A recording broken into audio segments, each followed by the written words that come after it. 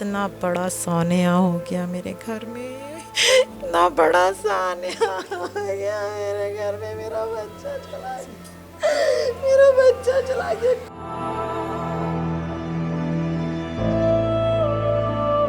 बस ये है कि सारे बच्चे को मैं उसको पढ़ा रहा था, उसने काम भी नहीं किया था, गली में मुसलसल घूम रहा था। जब मैं उससे पूछना कि भाई तुमने क्यों नहीं किया, वो बिल्कुल खामोश होकर बैठ गया, जिस पर मुझे गुस्सा आता चला गया और ये वाक़या हो गया। नादानी में ये वाक़या हुआ जिस पर मैं शर्मिंदा और मैंने गिरफ़्तारी दी है। मुल्ज़िम का बयान आपने सुना कि उसका कहना ये है कि उसने जो हरकत करी है उस पर वो इस वक्त शर्मिंदा है, लेकिन अफसोस की बात यह है कि अब शर्मिंदगी का कोई फ़ायदा नहीं है, क्योंकि बच्चा अपनी जान से जा चुका है। आगे चल के मज़ीद जो उस बच्चे की वालिदा हैं उनसे भी बात करेंगे और इस बात की सच्चाई का पता लगाएंगे कि जो वालिद का जो बयान है क्या वो उस बयान से मुत्तफ़िक़ हैं, क्या वाकई ही ये एक इत्तेफाकन होने वाला हादसा था। ये सब बातें हम आपको आगे बताएंगे। इस वक्त शहीद की वालिदा मेरे साथ मौजूद हैं और अभी आपने वालिद का भी जो बयान था वो सुना। वालिद का जो बयान है उसमें क्या हकीकत है, क्या यह वाक़या जिस तरह वो बता रहे हैं उसी तरह से हुआ है या नहीं हुआ। इस वाक़े की सारी जो बात है, जो भी चीज़ें हैं वो सारी वालिदा से भी हम पूछेंगे, क्योंकि वालिदा की जो अभी कंडीशन है वो उतनी बेहतर नहीं है, क्योंकि आप समझ सकते हैं कि जो भी ये मामला हुआ है उसके बाद एक माँ जो है वो बहुत ज़्यादा नासाज हालत में आ जाती है और मैं समझ सकती हूँ कि क्या गुज़रती है इंसान पर। शाज़िया जी बताइएगा कि ये जो भी वाक़या हुआ था ये आपके सामने हुआ था? नहीं, मेरे सामने नहीं हुआ था ये वाक़या। मेरे सर में दर्द था ना, तो मैं लेटी हुई थी तख्त पे सहन में और बच्चे पढ़ रहे थे कमरे में। मेरे हस्बैंड पढ़ा रहे थे उन लोगों को।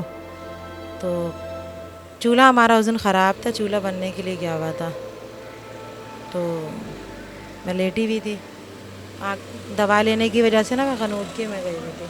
मेरी नंद थी हालांकि मेरे साथ, मैं उससे बात करते करते ही ना क़नूदगी में चले गई। तो मुझे आवाज़ आई, मेरे शौहर, मेरी नंद की ही आवाज़ आई कि भाई ये क्या कर रहे हैं आप। तो मैं समझी कि पता नहीं क्या बात है, क्यों बोल रही है वो इस तरह। मैं सोच भी रही हूँ और फिर मैंने उठने की कोशिश की। मैं उठ के जब मैं देख रही हूँ कमरे की तरफ जाने के लिए बढ़ रही हूँ तो देख रही हूँ कमरे में बहुत तेज़ रोशनी है और मेरा बच्चा जल रहा है ना, यहाँ भाग रहा है, ऐसे भाग रहा है, ऐसे मैं शोर करने लगी, मैं चीखने लगी, मैं चीख रही हूँ, इतना तेज़ मैं चीखने लगी। उसके बाद मैं गिर गई, मुझे उसके बाद होश नहीं कि उसके बाद क्या हुआ। बस मुझे इतना था कि मैं बहुत चीख रही थी, मोहल्ले वाले आ गए, बहुत सारे लोग जमा हो गए मेरे घर में। और उसके बाद अंदर कमरे में क्या हुआ था ये मेरा बेटा बताएगा आपको। मेरी नंद जो है वो जो वहाँ पर मौजूद थी वो बताएगी कि कमरे में असल में हुआ क्या।